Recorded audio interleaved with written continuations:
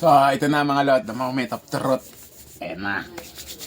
Ito na yung Exodus Luma 3 limited edition na ayan na. So yun, what's up mga lot? Mag-unboxing na tayo ngayon mga lot. Ito, dumating na yung in-order natin na Luma 3 limited edition na titanium, no? So, wala itim to. Excited na rin ako mabuksan to mga lot. So, ito yung box. Pakita ko sa inyo. Ayun, so mga lot, unboxing na natin, no? Ayun na. Excited na tayo dito. Yun, no? Dami. Ito na yung luma natin. Yan yung luma. So, buksan muna natin itong, tanggalin muna natin itong luma. Ayan, mamaya natin ito unboxing. Yun, nakikita nyo ba ito? Luma 3. So, ito na mga lot, the moment of truth. Ayan na. Ito na yung Exodus Luma 3 limited edition na titanium edition. Ayun. So, buksan natin. Yan na. Ayaw magpabukas ah. Pero ayoko sirain yung to. Oops, ano yung nasa loob? Uy. Wait lang. Sticker, tapos meron pa dito.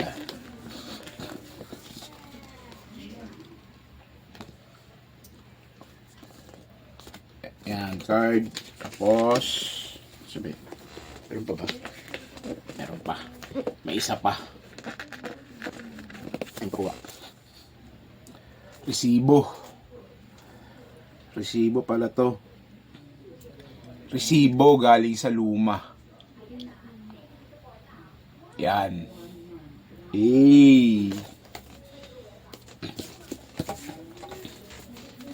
Then, tapos buksan na natin. Masarap talaga pag spray gan yung bago, no? Yung sarap mag-unboxing.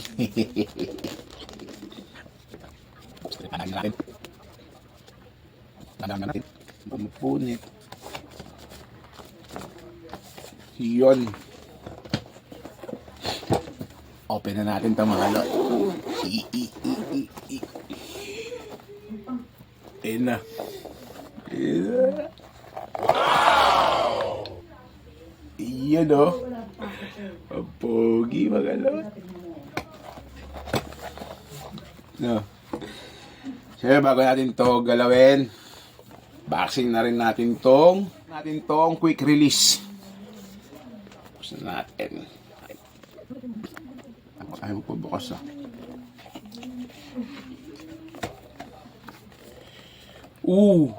Suabe.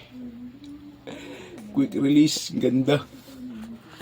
Ito yung fittings niya. Ganda oh. Mukhang di natin gagamitin to ah.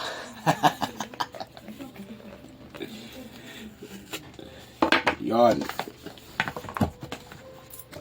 So, tignan mo natin kung ano laman nito sa loob. Hawakan ko muna. Gaan mga luto. Pogi. Luma 3.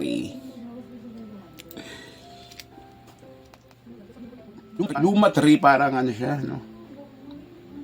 Luma 3 gawa siya ng Meiji. Tapos made in Japan, no? AG. Yun. So, itong Luma 3 na ito mga lot, ito yung limited edition ng titanium. Ayan, ito nyo itim. Itim siya na titanium. Pero titanium siya. Para lang siyang itim. Ayun, ang ganda oh. Tapos ang gaan.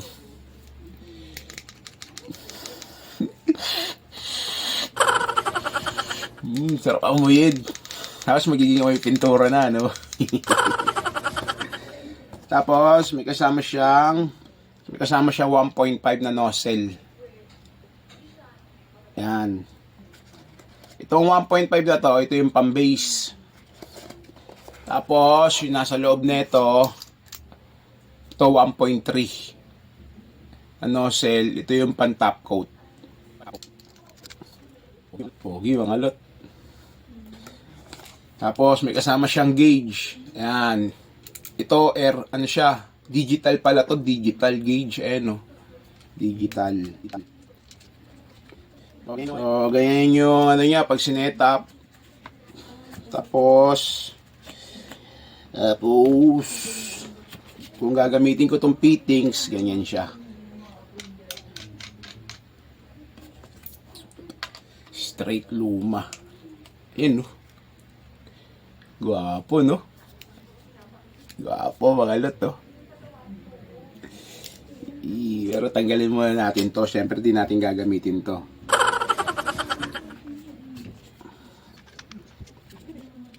So, mga lot, itong spray gun na to, so, pina-order ko to sa pinsan ko, kay Daddy Kapili. Tapos, dun nga, so, nagkasikaso na nito pagdating doon, yung kumpare ko na, si paring Alvin Kalinisan, kaya si Maring Ana Kalinisan. Yun, so, inabot to ng ano, lahat-lahat kasama to, kasi ano to $595. Kasama na to pag binili mo siya. So, 70 lang yun nilabas na itong spray gun na to. Tapos, meron tong card Tapos, ito yung tools niya. Ayan, may kasama siyang tools. Tapos, ito yung card.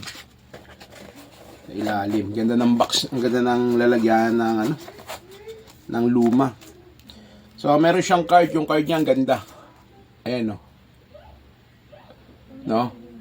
Na patunayan na, ano, ayan, na nakakuha ka sa kanila. So, ang nakalagay dito, limited run. Pang-anim akong umorder. Yun, no? Pang-anim, pero yung bilis, no? Kasi nung pagkagising ko pa lang, nakita ko na agad to, nagpa-order na agad ako. Ayan, kaya pang-anim ako.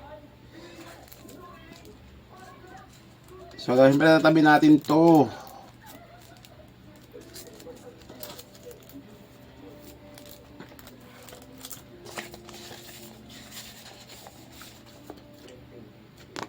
Ayan, tapos meron pa siya dito, card ulit. Tapos yan, meron siyang ano. Yan. Para sa demo, no? Sabi mo natin ganyan. So, yun mga lot, ito yung tools niya. Yan. So, itong luma rin na ito mga lot, inabot ito ng $595. No? Tapos, bukod pa dun yung tax. Tapos, bukod pa dun yung shipping. Tapos, bukod pa yung shipping dito. Tapos, yung babayaran pa dito, no? So, halos inabot na ng ano, ng halos magpo 49k, no? Magpo 49k bukod doon sa pagbili. So, syempre, wala tayong ganung pera, di ba? So, inutang lang natin to. Doon, inutang ko pa din to, mga lot, no? Hindi ko to binayaran ng cash, inutang ko pa din to. Doon sa mga kumparet ko, mari ko. Yan sa, ayan, si paring Alvin Kalinisan, tsaka si Maring Ana Kalinisan. Ayan, so babayaran ko sa kanila to kung kailan ko gusto. Hindi, joke lang. Babayaran ko sa kanila to paunti-unti. Yun, basta pagka sabi kasi nila sa akin, pag may maluwag-luwag ako, bayad lang ako. No, kaya medyo hindi ako mabibigatan. Yun. So, ayun yung naging ano na itong luma na to, no? Kaya ako siya na-order. Ayan. So, pagkakaalam ko lang mga lot ako pa lang yung unang meron na ito dito sa Pilipinas. Kumbaga, one of one dito sa Pilipinas. Itong Luma 3 Limited Edition na titanium. Pero alam ko magkakaroon din nito si Jason Valentino. Kasi nga, meron din siya sa Luma na ganito. Sabi niya sa akin, nagkausap kami, August pa daw pa yata dating nun sa kanya. nauna lang sa akin. So, sa ngayon, ako muna yung 1 of 1. Ngayon, pag dumating na yung kay Jason Valentino, dalawa na kami. Hindi na 1 of 1. Siyempre, kilala naman natin lahat si Jason Valentino. At alam nyo naman kung gaano ka high-end yung mga spray ganyan, di ba? So, ito, hindi ko sa kanya ito ngayon na order kasi nga gawa nung nakita ko, kaya patulong ako sa kumpare ko tsaka ka sa pinsan ko, ayan, para ma-order ko to, no? Kasi syempre nakakatakot ng order. Kala ko budol, di ba? Syempre, ang laking pera ng bibitawan natin dito. Pero dumating naman mga lot. Oh. Di ba? Kita niyo naman, gwapo. Oh. Di ba? Nakakapanginayang gamitin, baka hindi ko gamitin to.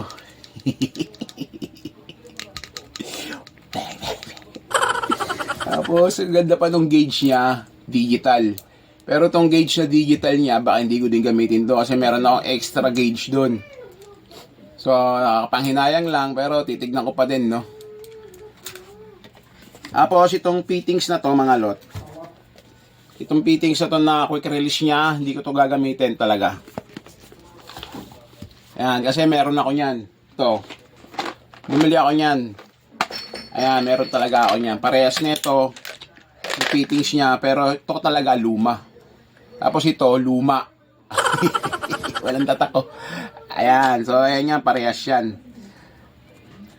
Ayan, pati yung mga fittings dito niyan. Kaya ang gagamitin ko fittings dito, kay luma, itong quick release na to. Kasi ito, tatabi ko muna kasi marami pa naman ako. 3 pa yan. Diba? So, ayan yung ginamit ko. So, ito yung fittings na yan, mga lot. Kasi mapupunta lang sa kanya, ito. Para ipapasok mo siya pag ganon. Diba? Kagandahan kasi sa fittings na to, hindi mo na siya iuusog. Papasok mo lang siya. Diba? Tapos, hatak. Doon kasi sa isang fittings na quick release, kailangan pipindutin mo pa to bago mo mapasok. Ito, sobrang bilis lang. Papasok mo lang yan. Ayun na siya. Diba? So, ayun mga lot. Tatlo na yung high-end gun natin. So, ito yung una kong high-end gun na Anes Iwata. Kaya kita nyo naman, bagong-bago pa din, di ba? Pero lagi kong ginagamit yan kasi kada gamit niyan linis. Yan, Anes Iwata. So, ito, presyo nito, original price nito kay Jason Valentino, 19K. So, nakuha ko sa kanya to ng 22K. Ayan. Yung 22K na yun, ayun yung hulugan, no? Hulugan. Kaya naging 22K. Pero ang cash niya nito, 19K. Ito yung una nating spray gun na high-end Anes Iwata. Tapos, nasundan ng Devil Beast. Ayan. Ito naman Devil Beast na to, mga lot. Ang original price nito 32K, no? 32K siya. Tapos binilang ko siya ng baso na Devil Beast din kay Jason Valentino, 5K. Tapos itong gauge niya na Devil Beast din, 5K din to. So inabot to ng bali inabot to ng 49,000. Ayan, hulugan yun hulugan, 49,000. So, ito yung Devil Beast natin na pan top coat. Tapos, itong Anes Iwata natin, ito yung pang base. Tapos, ito yung pan top coat. Ngayon, itong luma tray natin, hindi ko alam kung ano gagawin ko dito. Baka itapon ko na lang to. Hindi ko pa alam kung ano gagawin ko dito kasi gusto ko lang talaga siyang magkaroon, no? Pero baka hindi ko pa siya gamitin itong luma na to. Siguro pandi-display ko lang to, itong luma 3 natin. Ayan, kasi okay naman ako dito sa DB1S. So, dahil nga nahilig din ako sa high-end, itong luma 3 natin, hindi ko siya gagamitin. Pero pag-iisipan ko pa. So ngayon pala mga lot, pag bumili ka na itong luma 3 na to, wala siyang kasamang cup. No? Kaya talagang hindi ko pa siya magagamit pala. Kasi maghanap pa ako ng adapter. Tulad nito. Ayan, yung adapter niya. Devil Beast. Tapos, yung adapter na Anis Iwata. Para sa PPS cup tong mga to. So, ito wala siya kasamang baso. Maghahanap muna ako ng adapter. Pag may adapter na ako, yun, baka pwede ko na siyang gamitin. Kasi gusto ko din gamitin to para sa PPS cup. So, yun lang mga lot. Karoon na din tayo ng limited edition kahit isa lang. Yun, oh. Ganda na ito mga lot.